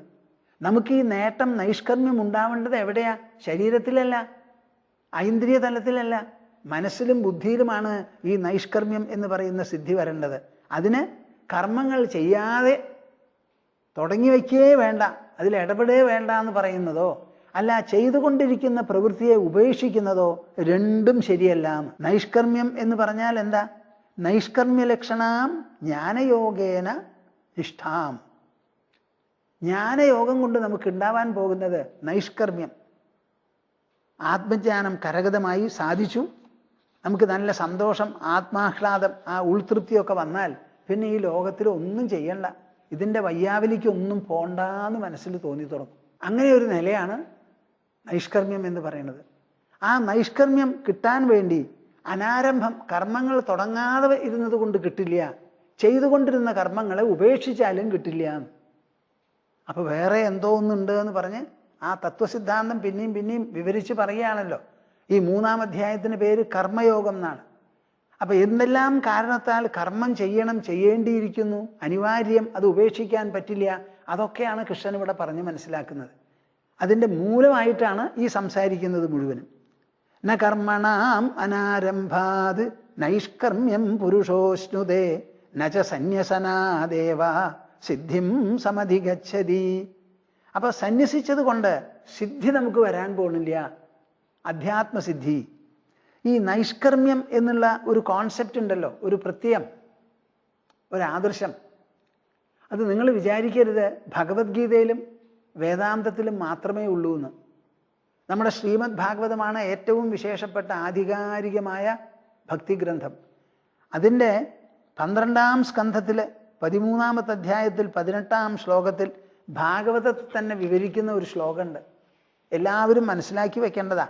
ശ്രീമദ് ഭാഗവതം പുരാണമമലം യദ്വൈഷ്ണവാനാം പ്രിയം യസ്മിൻ പാരമഹംസ്യമേകമമലം ജ്ഞാനം പരം ഗീയതേ തത്ര ജ്ഞാനവിരാഗഭക്തിസഹിതം നൈഷ്കർമ്മ്യമാവിഷ്കൃതം തച്ഛൃണ്വൻ വിപഠൻ വിചാരണപരോ ഭക്ത്യാ വിമുച്യേന്നരഃ. ഭക്ത്യാ വിമുച്യേന്നരഃ. എത്ര വിശേഷമായിട്ട് പറഞ്ഞിട്ടുണ്ട്. എന്താ തകരാറെന്നറിയോ? ഇതൊക്കെ വായിക്കും, ചിന്തിക്കില്ല. ചിന്തിക്കും, അതുമാതിരി ആവണം എന്നൊരു തോന്നലില്ല. തോന്നലുണ്ടെങ്കിലും അത് പിന്തുടർന്ന് ആവലില്ല. ശ്രീമദ് ഭാഗവതം പുരാണമമലം യത് വൈഷ്ണവാനാം പ്രിയം. വൈഷ്ണവന്മാർക്ക് വളരെ ഇഷ്ടപ്പെട്ടതാണ് ഈ ശ്രീമദ് ഭാഗവതം. പുരാണമമലം, ഏറ്റവും പവിത്രമായിരിക്കുന്ന ഒരു പുരാണമാണത്. അതിലെന്താ പറഞ്ഞിരിക്കുന്നത്? യസ്മിൻ പാരമഹംസ്യമേകമമലം ജ്ഞാനം പരം ഗീയതേ. ഈ ശ്രീമദ് ഭാഗവതത്തിൽ ആദ്യം മുതൽക്ക് അവസാനം വരെ ശുകമഹർഷിയിലൂടെ പാടുന്നത് എന്താ? ഒരു ഗാനമാണത്. എന്ത് ഗാനം അവിടെ? പാരമഹംസ്യമേകം അമലം ജ്ഞാനം. ജ്ഞാനം അതാണ് പാടുന്നത്. എല്ലാ വാക്കുകളിലും അക്ഷരങ്ങളിലും വാക്യങ്ങളിലും ജ്ഞാനമല്ലാതെ പിന്നെ എന്താ ഉള്ളത്? എല്ലാം ജ്ഞാനപ്രബോധകമാണ്, ജ്ഞാനം പ്രതിപാദിക്കുന്നതാണ്. പാരമഹംസ്യമേകമമലം, മനുഷ്യനെ പരമഹംസനാക്കി തീർക്കുന്നതായ പവിത്ര ഗാനമാണത്. മാത്രമല്ല പരമഹംസന്മാര് പാടി കേൾപ്പിച്ചാലേ അത് അർത്ഥവുമാവുള്ളൂ, ഉദ്ദേശലക്ഷ്യവും നടക്കുള്ളൂ. ആ ജ്ഞാനം പരം ഗീയതേ, ജ്ഞാനത്തിൽ പരമമായ ജ്ഞാനമാണ്, പരമജ്ഞാനം. ജ്ഞാനം പരമമാവുന്നത് എപ്പോഴാ? നൈഷ്കർമ്യമാവിഷ്കൃതം എന്നാ പറഞ്ഞിരിക്കുന്നത്. ജ്ഞാനം പരമമാണെങ്കിൽ നമുക്ക് ഈ ലോകത്തിൽ ഒരൊട്ടലും ഉണ്ടാവില്ല, ഒരപേക്ഷയും ഉണ്ടാവില്ല, ഒരു ഉദ്ദേശവും നമുക്ക് ഉണ്ടാവില്ല. വേണ്ടതൊക്കെ കയ്യിൽ കിട്ടി, എല്ലാ പ്രവൃത്തികളും ചെയ്തത് സഫലമായാൽ നിങ്ങൾക്കുണ്ടാവാൻ പോകുന്ന നേട്ടം എന്താ? സഫലമായി എന്നുള്ള സംതൃപ്തി. ആ സംതൃപ്തി സദാ മനസ്സിലുണ്ടെങ്കിലോ പിന്നെ ഒന്നും സംതൃപ്തിക്ക് വേണ്ടി ചെയ്യേണ്ടതില്ല എന്ന്. തത്രജ്ഞാന വിരാഗ ഭക്തി സഹിതം. ആ ശ്രീമദ് ഭാഗവതത്തിൽ ജ്ഞാന വിരാഗ ഭക്തി സഹിതം. അവിടെ ജ്ഞാനം എങ്ങനത്തെ ജ്ഞാനമാ? വൈരാഗ്യത്തോടും ഭക്തിയോടും കൂടി കലർത്തിയിട്ടുള്ള ജ്ഞാനമാണ്, ശുഷ്കജ്ഞാനമല്ല. ഒരു ഭാഗത്ത് വൈരാഗ്യം, വൈരാഗ്യം എന്ന് പറഞ്ഞാൽ ഈ നശ്വരമായ പ്രപഞ്ചത്തിൽ ഒന്നിനോടും നമുക്ക് രാഗമില്ല, സ്നേഹമില്ല. ഭക്തി എന്ന് പറഞ്ഞാലോ ഭഗവാനോട് അകൈതവമായ നിഷ്കളങ്കമായ സ്നേഹം. ഇത് രണ്ടോടും കൂടി കലർത്തിയിട്ടുള്ള ജ്ഞാനം, നൈഷ്കർമ്യമാവിഷ്കൃതം. ഈ ജ്ഞാനത്തിൻ്റെ ഉദ്ദേശം എന്താ? മനുഷ്യന് ഈ ലോകത്തിൽ നിന്ന് ഒരു തുരുമ്പ് പോലും എനിക്ക് വേണമെന്ന് തോന്നാതെയാവുക. എനിക്ക് വേണ്ടതൊക്കെ എൻ്റെ ഉള്ളിലുണ്ട്, നിറഞ്ഞിരിക്കുന്നു. കൃഷ്ണൻ പറയുന്നത് പോലെ ഹ്യാത്മലഭ്യാസ്മഹേ പൂർണ്ണാഹ. എന്തിനാ രുക്മിണി എന്നെ കല്യാണം കഴിച്ചത്? ഞാൻ ആത്മലബ്ധി കൊണ്ട് പൂർണ്ണനായിരിക്കുക. അതുകൊണ്ട് എനിക്ക് സ്ത്രീകൾ വേണ്ട, അപത്യം സന്താനം വേണ്ട, എനിക്ക് പൊരുൾ വേണ്ട, സ്വർണം വേണ്ട, ഒന്നും വേണ്ട. അങ്ങനെ ഒന്നും വേണ്ടാതെ ഇരിക്കുന്ന ഒരാളെ ഭർത്താവായിട്ട് കിട്ടിയിട്ട് വല്ല കാര്യമുണ്ടോ നിങ്ങൾക്ക്? അതുകൊണ്ട് തെറ്റായി എന്ന് പറയുന്ന ഭാഗത്ത് പറയുക. അപ്പോൾ നൈഷ്കർമ്യമാവിഷ്കൃതം തച്ഛൃണ്വൻ വിപഠൻ വിചാരണപരോ ഭക്തിയാ വിമുച്യേന്നരഃ. ഈ ശ്രീമദ് ഭാഗവതം ആദ്യമായിട്ട് കേൾക്കുക, പിന്നെ സ്വന്തമായി പഠിക്കുക. അതിനുശേഷം ഭാഗവത വാക്യങ്ങളിലും സത്യങ്ങളിലും തത്വമൂല്യ സിദ്ധാന്തങ്ങളിലും വ്യാപൃതനായി എപ്പോഴും അതിനെക്കുറിച്ച് ആലോചിച്ചുകൊണ്ടിരിക്കുക, വിചാരമഗ്നനായി. അങ്ങനെ വന്നാൽ ഭക്തിയാ വിമുച്യേന്നരഃ. നമുക്ക് ഭഗവാനോട് തോന്നുന്ന ഭക്തി വെറും ഭക്തിയായി അവശേഷിക്കാതെ മനുഷ്യനെ എല്ലാ ബന്ധനങ്ങളിൽ നിന്നും മോചിപ്പിച്ച് ആത്മാഹ്ലാദ ഭരിതനാക്കി തീർക്കുന്നു. ഇതെന്തിനാ ഞാൻ പറഞ്ഞത്? നൈഷ്കർമ്മ്യം എന്നൊരു വാക്ക് ഇവിടെയുണ്ട്. അപ്പൊ ഭക്തി നമ്മളെ പാകപ്പെടുത്തി കൊണ്ടുവരുന്നത് എന്തിനാ? നൈഷ്കർമ്മ്യ സിദ്ധിയിലേക്കാണ് നയിക്കുന്നത്. ആ നൈഷ്കർമ്മ്യം നച സന്യസനാദേവ സിദ്ധിം സമധിഗച്ഛതി ന കർമ്മണാം അനാരംഭാത് നൈഷ്കർമ്മ്യം പുരുഷോഷ്ണുതേ. ഈ നൈഷ്കർമ്മ്യമാണ് അർജുന എല്ലാവർക്കും ആവശ്യം. ആ നൈഷ്കർമ്മ്യം കർമ്മ അനാരംഭം കൊണ്ട് സാധിക്കുമെന്ന് വിചാരിക്കരുത്, കർമ്മ സന്യാസം കൊണ്ടും സാധിക്കില്ല. ശ്രീരാമന് 16 വയസ്സ് പ്രായമുള്ളപ്പോൾ 18 ദിവസം ഉപദേശിച്ചതാണ് അങ്ങേയറ്റത്തെ ജ്ഞാനം. ആ യോഗവാസിഷ്ഠ രാമായണത്തിൽ പ്രതിപാദിക്കുന്നത് വിട്ടേ ഇവിടെ അത് കീഴിലേ ഉള്ളൂ ഇവിടെയെല്ലാം. അതിൽ ഈ ഉപദേശമൊക്കെ കൊടുത്ത് രാമൻ്റെ മനസ്സ് സ്വസ്ഥമായി ശാന്തമായി വസിഷ്ഠർ പറയണത് കേൾക്കാൻ പോലും പറ്റാതെ കണ്ണടഞ്ഞ് ഉള്ളിൽ ലീനനായിരുന്നാലും കൂടി ആ ശ്രീരാമനോട് പറഞ്ഞു മനസ്സിലാക്കുന്നത് എന്താണെന്നറിയോ നിങ്ങൾക്ക്? ഏകാദപത്രമവനൗ ഗുരുണോപദിഷ്ടം സമ്യക് സുപാലയ ചിരം സമയേക ദൃഷ്ട്യ രാജ്യം സമസ്ത ഗുണരഞ്ജിത രാജലോകസ്ത്യാഗോ നയുക്ത ഇഹ കർമ്മസു നാവിരാഗ. ഈ ശ്ലോകങ്ങളൊക്കെ ഉണ്ടല്ലോ, നിങ്ങളിത് ചൊല്ലി ചൊല്ലി പഠിക്കണം. എത്ര ശ്ലോകങ്ങളാണ് ഞാൻ പറയുന്നത്? ഒരു 10 എണ്ണെങ്കിലും നിങ്ങൾക്ക് എടുത്ത് പഠിച്ചൂടെ? എല്ലാവരും എനിക്ക് എഴുത്തൊക്കെ എഴുതും. ഞാൻ പലപ്പോഴും പറയും നിങ്ങൾക്ക് തോന്നണത് എഴുതൂന്ന്. അതിൽ ഇത്തിരി ഉദാസീനന്മാരാണ് നമ്മുടെ പ്രേക്ഷകർ. എന്നാലും ചിലരൊക്കെ എഴുതും. ഒരൊറ്റ ആൾ പറയണ്ടേ, സ്വാമിജി അന്നൊരു ശ്ലോകം പറഞ്ഞു എനിക്കിഷ്ടമായി, അതെന്താണെന്നൊന്ന് എഴുതുമോ, ഇത് തരുമോ എന്ന് ചോദിക്കണില്ല. അപ്പം നിങ്ങളുടെയൊക്കെ ഇൻട്രസ്റ്റ് ഇത്രയേ ഉള്ളൂ.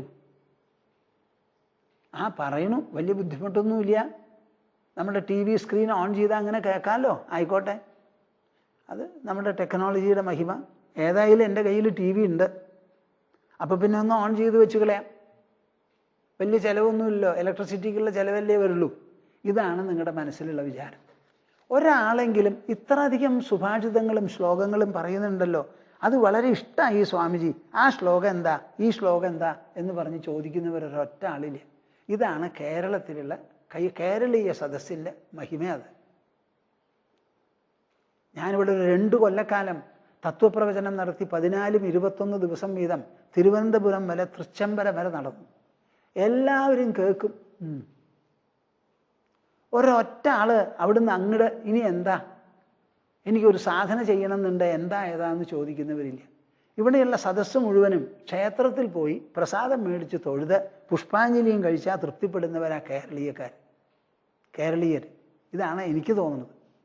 ആ നിലയൊക്കെ വിട്ട് വടക്കേന്ത്യയിലൊക്കെ കാണുന്നത് പോലെ നിങ്ങൾക്ക് സജ്ജന സംസർഗത്തിലും അതുപോലെ സത്കാര്യം കേൾക്കുന്നതിലും അധ്യാത്മജീവിതം പിന്തുടരുന്നതിലും എന്നാണാവോ നിങ്ങൾക്കൊരു രുചിയും താല്പര്യവും വരിക എന്നുള്ള കാര്യത്തിൽ എനിക്ക് വലിയൊരു സംശയമുണ്ട്. ഏകാദപത്രമവനൗ ഗുരുണോപദിഷ്ടം സമ്യക് സുപാലയ ചിരം സമയേക ദൃഷ്ട്യ രാജ്യം സമസ്ത ഗുണരഞ്ജിത രാജലോകസ്ത്യാഗോ നയുക്ത ഇഹ കർമ്മസു നാഭിരാഗ.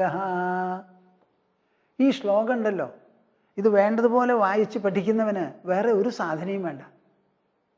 ഇതിങ്ങനെ മനസ്സിലിങ്ങനെ നൃത്തം ചെയ്ത് ഇങ്ങനെ തുള്ളിക്കളിക്കുന്നമാതിരി കളിച്ചാൽ മതി.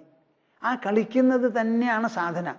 ഏകാദപത്രമവനൗ ഗുരുണോപദിഷ്ടം സമ്യക് സുപാലയ ചിരം. രാമ, നിനക്ക് 16 വയസ്സ് പ്രായമേ ആയിട്ടുള്ളൂ. പ്രായപൂർത്തി വന്നു എന്നും കൂടി പറയാനായിട്ടില്ല. 21 വയസ്സായിട്ടില്ല, 16. അതിൻ്റെ ഇടയിലാണ് അസ്ത്രശസ്ത്ര വിദ്യയൊക്കെ മുഴുവനാക്കി തീർത്ഥാടനത്തിന് അച്ഛൻ്റെ സമ്മതത്തോടു കൂടി പോയത്. ആ വന്നതിന് ശേഷമാണ് ഈ വൈരാഗ്യത്തിൻ്റെ ആക്രമണം. അതിൽ വല്ലാതെ തളർന്നിട്ടാണല്ലോ ഞാൻ വിളിച്ചത് സംസാരിക്കാൻ തുടങ്ങിയത്. അപ്പം ഇപ്പോഴും നീ പ്രായപൂർത്തി വരാത്തൊരു കുട്ടിയാണ്. നിനക്ക് സുദീർഘമായ ഒരു രാജകുമാര ജീവിതം, രാജജീവിതമുണ്ട്. ആ ജീവിതത്തെ മറക്കരുത്. ജനിച്ചിരിക്കുന്നത് ക്ഷത്രിയ കുലത്തിലാണ്. ദശരഥൻ്റെ ശ്രീബന്ധപുത്രനാണ്. മക്കളില്ലാതെ അശ്വമേധയാഗം കഴിച്ച് ജനിച്ച കുട്ടിയാണ്. ആ കുട്ടിയെ ആവശ്യപ്പെട്ടത് ദശരഥൻ എന്തിനാ? കുറച്ച് മടിയിൽ വെച്ച് ലാളിക്കാൻ മാത്രമല്ല, അതൊക്കെ കഴിഞ്ഞു. സിംഹാസനത്തിലിരുത്തണം, അഭിഷേകം ചെയ്യണം, എനിക്ക് ശേഷം രാജ്യം ഭരിക്കണം, യുവരാജാവണം എന്ന് വിചാരിച്ചിട്ടാണ് ഇതിന് പുറപ്പെട്ടത്. അപ്പം ആ ഒരു കാര്യം മനസ്സിലാക്കണം. ഏകാദപത്രമവനൗ ഗുരുണോപദിഷ്ടം. ഇത് എവിടുന്ന് തുടങ്ങി ഈ സിംഹാസനം? ഇക്ഷ്വാകു വംശത്തിൽ നിന്ന് തുടങ്ങിയതാണ്. ആ ഇക്ഷ്വാകു വംശത്തിൽ നിന്ന് തുടങ്ങി എത്രയോ തലമുറ കഴിഞ്ഞിട്ടാണ് ഇതിൻ്റെ അച്ഛൻ ദശരഥൻ്റെ കയ്യിൽ കിട്ടിയത്. ആ ദശരഥന് എങ്ങനെ സിംഹാസനം കിട്ടിയോ അതുപോലെ താൻ പോകുന്നതിന് മുൻപ് തൻ്റെ വംശത്തിൽപ്പെട്ട ശ്രീമന്തപുത്രൻ അതിലിരിക്കണം എന്ന് അദ്ദേഹത്തിനുണ്ട്. അങ്ങനെ ഉണ്ടായ കുട്ടിയാണെന്ന് മനസ്സിലാക്കി ആ സിംഹാസനവും അതിൻ്റെ ആദപത്രവും നീ തിരസ്കരിക്കരുത്. ഗുരുണോപദിഷ്ടം. നിന്നെ ഉപദേശിക്കാനായി ഇവിടെ ഗുരുജനങ്ങളുണ്ട്. അവർ ഉപദേശിക്കുന്ന ആ സത്പഥത്തിലൂടെ സഞ്ചരിച്ച് അയോധ്യ നിവാസികൾക്ക് മുഴുവനും ധാർമ്മിക ജീവിതം, ഭദ്രത, ശാന്തി, സമാധാനം, അവരവരുടെ തൊഴിലും അവരവരുടെ വരുമാനവും എല്ലാം വേണ്ടതുപോലെ കൈകാര്യം ചെയ്യത്തക്ക വിധത്തിൽ സുരക്ഷിതമായ ഒരു അന്തരീക്ഷം, ആർക്കും ഭയം തോന്നരുത്, സ്ത്രീകൾക്ക് എപ്പോൾ വേണമെങ്കിൽ എവിടെ വേണമെങ്കിൽ വേണ്ടി വന്നാൽ ഒറ്റയ്ക്ക് നടക്കാൻ പറ്റണം. ഒരാൾ ആക്രമിച്ചു പിടിച്ചു എന്നുള്ള നില വരരുത്. ഇന്നിപ്പോൾ ഡൽഹിയിലും ഉത്തർപ്രദേശിലും നടക്കുന്നത് പോലെ ആവരുത് കാര്യങ്ങൾ. നമ്മൾ ജനാധിപത്യത്തിലാണ് വാഴുന്നത്. പോലീസ് സേനയൊക്കെ ഇപ്പോൾ കൂടുതലാണ്. മിലിറ്ററിക്കാർ വേണമെങ്കിൽ നമുക്കുണ്ട്. ഇന്ന് ഇന്ത്യ രാജ്യം മുഴുവനും ഒന്നാ. ഇപ്പോൾ ഉത്തർപ്രദേശിൽ എന്തെങ്കിലും പോലീസുകാരോ മിലിറ്ററിക്കാരോ പോരാതെ വന്നാൽ സെൻട്രൽ റിസർവിൽ നിന്ന് നമുക്ക് വിളിക്കാനുള്ള സൗകര്യങ്ങളുണ്ട്. അങ്ങനെയൊക്കെ ഉണ്ടായിട്ടും ഇവിടെ ലക്കും ലഗാനവുമില്ലാതെ ഈ റേപ്പ് ബലാത്സംഗം നടക്കുന്നത് എന്തിനാ? ഭരണ ദൗർബല്യം തന്നെ. എന്താ അത്ര സംശയം? പ്രജകളുടെ കയ്യിൽ ഇത് നിർത്താനായിട്ട് ഒരു ശക്തിയുമില്ല, ഒരു സ്കോപ്പും ഇല്ല, സാധ്യതയില്ല. അവരുടെ കയ്യിൽ ആയുധങ്ങളുണ്ടോ? അവർക്ക് ആരെങ്കിലും വേണമെങ്കിൽ തടുത്തു നിർത്താൻ പറ്റുമോ? ബലാൽ കിടന്ന് പിടിക്കാൻ പറ്റുമോ? പോലീസുകാർക്ക് ആര് വേണമെങ്കിൽ വന്ന് തടസ്സം ചെയ്താൽ നിർത്താം, ചോദിക്കാം. ഒരു വാഹനമാണെങ്കിൽ തടുത്തു നിർത്താം, അതിൻ്റെ ഉള്ളിൽ ആരാന്ന് നോക്കാം. അങ്ങനെ ഒരു ആഭ്യന്തര വകുപ്പ് നമുക്ക് ഉണ്ടായിട്ടും ഇങ്ങനെയുള്ള അക്രമങ്ങൾ നടക്കണമെന്ന് പറഞ്ഞാലോ? പഴയ കാലത്ത് ഇവിടെ ഒരു ശക്തൻ തമ്പുരാൻ ഉണ്ടായിരുന്നു കൊച്ചിയിൽ. ഒരു ഈച്ച അനങ്ങില്ല അവിടെ തെറ്റായിട്ട്. ഒരൊറ്റ ആളേ ഉള്ളൂ ഭരണത്തിന്, രാജാവ് എന്ന് പറഞ്ഞ്. അപ്പൊ നമുക്ക് വേണമെങ്കിൽ ചക്ക വേരുമ്പിലും കായ്ക്കും. ഒക്കെ രാഷ്ട്രീയം രാഷ്ട്രീയം രാഷ്ട്രീയം എന്ന് പറഞ്ഞിട്ട് എന്തായി? ആരെ തൊട്ടാലും രാഷ്ട്രീയമായി. പോലീസുകാരും കൂടി ഒരാളെ പിടിച്ചാൽ അപ്പം വരും എവിടെന്തെങ്കിലും ഒരു ടെലിഫോൺ കോള്, പിടിച്ച ആളെ അങ്ങോട്ട് വിട്ടേക്കുമെന്ന്. അവർക്ക് പിന്നെ തൻ്റെ ജോലി ചെയ്യാൻ തോന്നും അവർക്ക്. അപ്പം പ്രജകൾക്ക് മുഴുവൻ നീതി വേണം, സമാധാനം വേണം. അവർക്ക് ജീവിക്കാനും വ്യവഹരിക്കാനും അവരുടെ തൊഴിലെടുക്കാനും സമ്പാദ്യം കയ്യിൽ വയ്ക്കാനും തട്ടിക്കൊണ്ടുപോകുന്നുള്ള പേടിയില്ലാതെ പിക് പോക്കറ്റോ ഒന്നുമില്ലാതെ നന്നായിട്ട് ജീവിക്കാൻ ഉറപ്പുവരുത്തണം. സമ്യക് സുപാലയ, വേണ്ടതുപോലെ ഭരിക്കൂ. പരമ്പരാഗതമായി വന്നിട്ടുള്ള രാജ്യം നിന്റെ പൂർവികർ ഭരിച്ചതിനേക്കാൾ ഒരു സ്റ്റെപ്പ് മീതെ ഭരിക്കാം, കുറച്ച് ഭരിക്കരുത്. സമയേഹ ദൃഷ്ട്യ, അതേ സമയത്തോ രാജഭരണത്തിലോ രാജകീയ സുഖഭോഗങ്ങളിലോ നിനക്ക് സ്വല്പമെങ്കിലും അനാവശ്യമായ ഒരു പ്രതിപത്തിയോ സംഗമോ ഉണ്ടാവരുത്. എന്താ ഈ വാക്കിനർത്ഥം? സമയാദൃഷ്ടിയ, സമബുദ്ധിയോടുകൂടി സമവീക്ഷണത്തോടുകൂടി ഭരിക്കണം. രാജ്യം സമസ്ത ഗുണരഞ്ജിത രാജലോക ത്യാഗോ, രാജലോകസ്ത്യാഗോ. എത്രയോ കാലമായി നിന്റെ പൂർവികരെല്ലാം ഭരിച്ചു കൊണ്ടുവന്നതും സിംഹാസനവും അതിന് അതാത് കാലത്ത് എന്തെല്ലാം വേണോ അതൊക്കെ ചെയ്ത് കൊണ്ടുവന്ന് സമ്പദ് സമൃദ്ധമായ ഒരു രാജ്യം ഉണ്ടാക്കി തന്നിരിക്കുകയാണ്. ഇത് ഒരു തലമുറയോ ഒരു രാജാവോ നേടിയിട്ടുള്ളതല്ല, എല്ലാവരും കൂടി കൊണ്ടുവന്നിട്ടുള്ളതാണ്.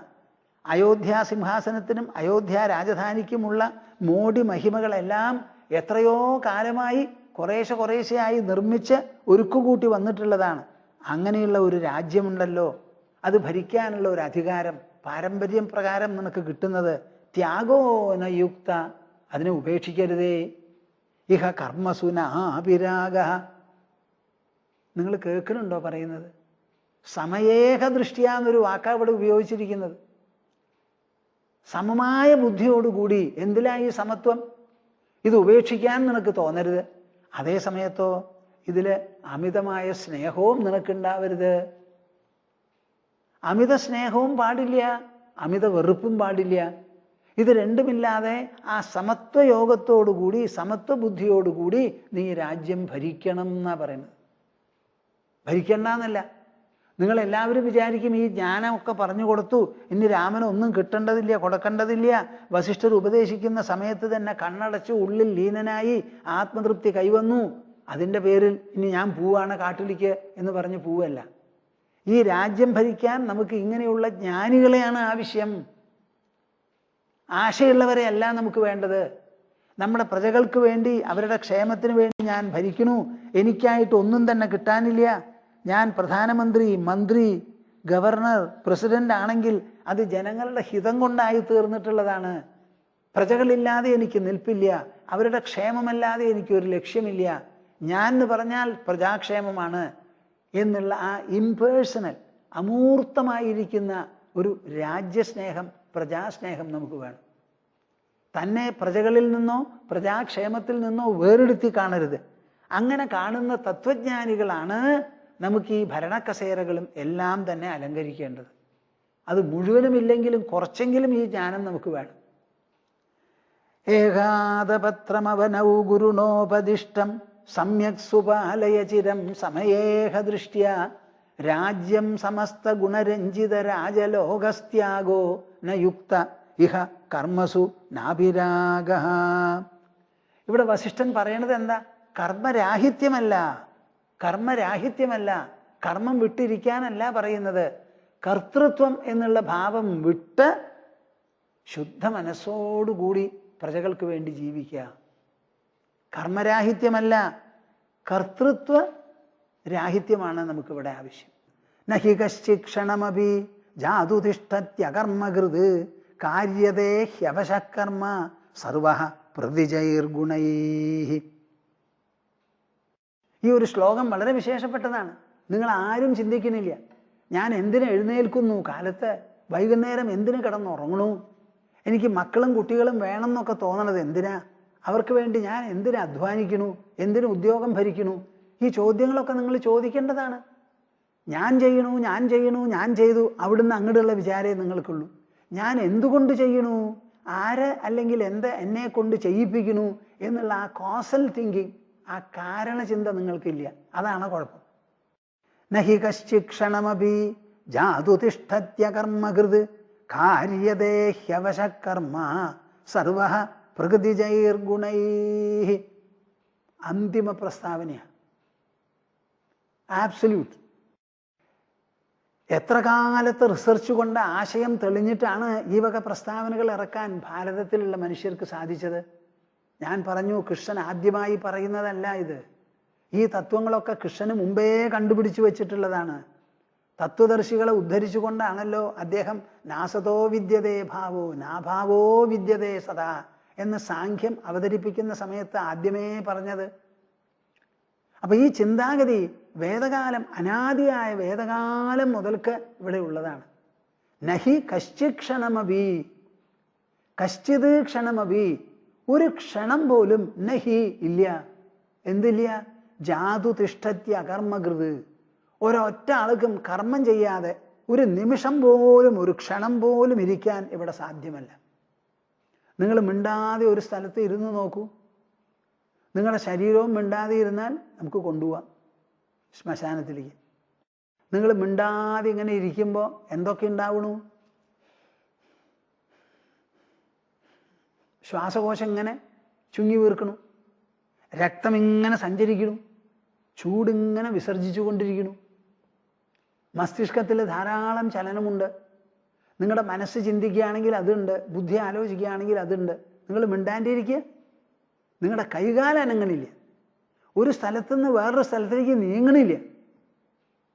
മൂക്കുന്ന ഓരോ തവണ ശ്വാസം വരുമ്പോഴും ചൂട് പുറത്തേക്ക് വരണു, ശരീരത്തിൽ നിന്ന് മുഴുവനും ഹീറ്റ് റേഡിയേറ്റ് ചെയ്യണു, കഴിച്ച ഭക്ഷണം ദഹിക്കണു, വിശപ്പുണ്ടാവുന്നു. ആരായി മിണ്ടാതെ ഇരിക്കുന്നത് ഇവിടെ ലോകത്തില്? നഹി കശ്ചിക്ഷണമപി ജാതു തിഷ്ഠതി അകർമ്മകൃത്. കർമ്മം ചെയ്യാതെ ഇവൻ ഇവിടെ ഒരു ക്ഷണം പോലും ഒരാൾക്കും ഇരിക്കാൻ പറ്റില്ല. എന്താ കാരണം? ഇതിൻ്റെ താക്കോല്, ഇതിൻ്റെ നിർബന്ധം നമ്മുടെ കയ്യിലല്ല. ഓ, മനുഷ്യനെ സൃഷ്ടിച്ചു, എടോ തനിക്ക് മിണ്ടാതെ ഇരിക്കാനുള്ള അവകാശവും അധികാരവും ഉണ്ട് എന്ന് പറഞ്ഞ് മനുഷ്യൻ്റെ കയ്യിൽ കൊടുത്താൽ ഈ ലോകം എന്താവും എന്ന് പറയാൻ പറ്റില്ല. സർവ്വ ആൾക്കാര് ചക്രത്തിൽ കയറ്റി ചുറ്റിക്കുന്നത് പോലെയാണ് ഈ ലോകചക്രത്തിൻ്റെ ഉള്ളിൽ കിടന്ന് ചലിപ്പിക്കുന്നത്. ആ ശക്തി എന്താ? കാര്യതേ ഹ്യവശകർമ്മ. കാര്യതേ എന്ന് പറഞ്ഞാൽ ചെയ്യിക്കപ്പെടുന്നു, അവശഃ കർമ്മ. ആ കാര്യത്തിൽ എല്ലാവരും അവശന്മാരാ. ഒരൊറ്റ ആൾക്ക് മിണ്ടാതെ ഇരിക്കാനോ ജോലി ചെയ്യാതെ ഇരിക്കാനോ പറ്റില്ല. കർമ്മ കാര്യതേ, ഇവിടെ പ്രവൃത്തി ചെയ്യപ്പെടുകയാണ് എല്ലാ സമയത്തും. സർവഃ പ്രകൃതിജൈർഗുണൈഹി. പ്രകൃതിജൈഹി ഗുണൈഹി എന്ന് പറഞ്ഞാൽ പ്രകൃതിയിൽ നിന്ന് ജനിക്കുന്ന സത്വം, രജസ്, തമസ് എന്ന് പറയുന്ന 3 ഗുണങ്ങളാൽ സർവരും ജോലി ചെയ്യിക്കപ്പെടുന്നു. പ്രകൃതിയുടെ ഗുണങ്ങളാൽ. പ്രകൃതി എന്ന് പറയുന്നത് ആരുടെ അധീനത്തിലുമല്ല. ഈ ലോകം മുഴുവനും പ്രകൃതി എന്ന് പറയുന്ന ആകത്തുകയാണ്. അതിലെന്തൊക്കെ പെടും? പഞ്ചഭൂതങ്ങൾ പെടും. ആ പഞ്ചഭൂതങ്ങളുടെ സൃഷ്ടിവിശേഷമായി ഇവിടെ എന്തെല്ലാം ഉണ്ടോ അത് മുഴുവനും പെടും.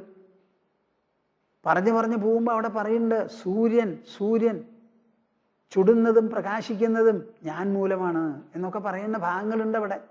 അപ്പൊ സൂര്യൻ പ്രകാശിക്കുന്നതും ഔഷ്ണ്യം വിസർജിക്കുന്നതും, ചന്ദ്രൻ പ്രകാശിക്കുന്നതും, നക്ഷത്രങ്ങൾ മിന്നിത്തിളങ്ങുന്നതും, കാറ്റിളകുന്നതും, വെള്ളമൊഴുകുന്നതും, അഗ്നി കത്തിജ്വലിക്കുന്നതും ഭൂമി ഖരമായി നിൽക്കുന്നതും എല്ലാം തന്നെ ഇവിടെ പ്രകൃതിയുടെ ഗുണങ്ങളുടെ നിർബന്ധം കൊണ്ടും സ്വാധീനം കൊണ്ടും പ്രേരണ കൊണ്ടുമാണ്. അതിൽ ഒരാൾക്കും സ്വന്തമായ ഒരു അവകാശമോ ഒരു നിലനിൽപ്പോ ഇല്ല. ലോകത്തിന് മുഴുവനും ഒന്നായി കാണണം അർജുന. കാര്യം അർജുനൻ ഇവിടെ യുദ്ധം ചെയ്യാൻ വന്നു, എന്നെ തേരാളിയായി സ്വീകരിച്ചു, ഞാൻ തേര് തെളിച്ച് ഇവിടെ വന്നു. പക്ഷെ നമ്മൾ രണ്ടാളെല്ലാം ഇവിടെ വന്നിട്ടുള്ളൂ. 18 അക്ഷൗണി സേനയാണ്. ഓരോരുത്തരും ഒറ്റയ്ക്കുള്ള തീരുമാനമെടുത്താണ് ഇവിടെ വന്ന് നിൽക്കുന്നത്. എന്താ? ഒറ്റയ്ക്കുള്ള തീരുമാനമെടുത്താണ് ഇവിടെ വന്ന് നിൽക്കുന്നത്. ഓരോരുത്തരും അവരുടെ ഇച്ഛയും ഇംഗിതവും വെളിപ്പെടുത്തിയിട്ടുണ്ട്. കർണൻ ദേഷ്യപ്പെട്ടിട്ട് പറഞ്ഞു. എന്തു പറഞ്ഞു? ഭീഷ്മൻ ഉള്ളിടത്തോളം കാലം ഞാൻ യുദ്ധം ചെയ്യില്ല എന്ന് ഒരു പിണക്കത്തിൽ പറഞ്ഞതാ. ഭീഷ്മ പിതാമഹൻ മുത്തശ്ശനും കർണനും കൂടി എപ്പോഴും ഭീഷ്മൻ കർണനെ പറ്റി ശരിയായിട്ടുള്ള അഭിപ്രായവും നിർദ്ദേശവും നൽകും. അത് കർണന് പിടിക്കില്ല, അഭിമാനത്തിന് ചേരില്ല. അപ്പം അവർ തമ്മിൽ ഇങ്ങനെ പിണക്കങ്ങൾ ഉണ്ടാവും. അപ്പം ആ ഒരു സമയത്ത് പറഞ്ഞതാ, ഭീഷ്മ പിതാമഹൻ യുദ്ധം ചെയ്യുന്നിടത്തോളം കാലം ദുര്യോധന ഞാൻ പടക്കളത്തിലേക്ക് വരില്ല. അത് കഴിഞ്ഞ് ഭീഷ്മർ വീണിട്ടോ ദ്രോണാചാര്യരായി, ദ്രോണനും വീണു. അതിനുശേഷമാണ് പിന്നെ കർണനും ബാക്കിയുള്ളവരും ഒക്കെ സേനാപതികളായത്. അപ്പം എന്തിനാ ഞാനിത് പറഞ്ഞത്?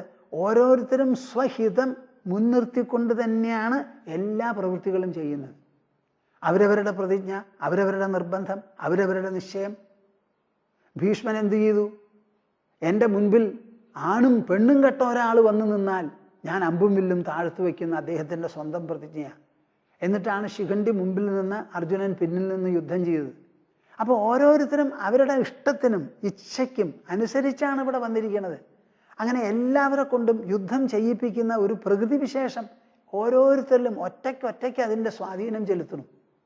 അപ്പോൾ ഒരിക്കലും നമ്മൾ വിചാരിക്കരുത് അർജുന ഞാൻ വിളിച്ചിട്ട് വരുത്തിയവരാണ് ഇവരെല്ലാം, എന്നെ ആശ്രയിച്ചാണ് മഹാഭാരത യുദ്ധം നിൽക്കുന്നതെന്ന് വിചാരിക്കാൻ അവകാശമില്ല. സർവ്വ ആൾക്കാരും പ്രകൃതിയുടെ ഗുണങ്ങളാൽ പ്രേരിതരാണ്. അത് യുദ്ധത്തിന് മാത്രമല്ല, ഊണ് കഴിക്കുന്നതിൽ, ഉറങ്ങുന്നതിൽ, വിഹരിക്കുന്നതിൽ, രാജ്യം ഭരിക്കുന്നതിൽ, ഉദ്യോഗം ഭരിക്കുന്നതിൽ, വിവാഹം കഴിക്കുന്നതിൽ, പുത്രോത്പാദനത്തിൽ, എല്ലാറ്റിലും ഈ പ്രകൃതി തന്നെയാണ്. ആ പ്രകൃതിയുടെ ആ കോസ്മിക് എനർജി എന്ന് പറഞ്ഞ ഒന്നുണ്ടല്ലോ, അതാണ് ഇതിന് മുഴുവൻ കാരണം. പ്രകൃതിജൈഹി ഗുണൈഹി. അങ്ങനെ ഈ സംസാരത്തിനെ മുഴുവൻ നിലനിർത്താൻ വേണ്ടിയാണ് പ്രകൃതിക്ക് 3 ഗുണങ്ങൾ. ഗുണങ്ങൾ എന്ന് പറഞ്ഞാൽ അതൊരു കെമിക്കൽ ഫിസിക്കൽ പ്രോപ്പർട്ടീസ് അല്ല കൂട്ടരെ. അത് പ്രകൃതിക്കുള്ള 3 വിധത്തിലുള്ള ഗുണവിശേഷങ്ങൾ. ഒരു ഗുണം സത്വഗുണം, രണ്ടാമത് രജോ ഗുണം, മൂന്നാമതോ തമോ ഗുണം.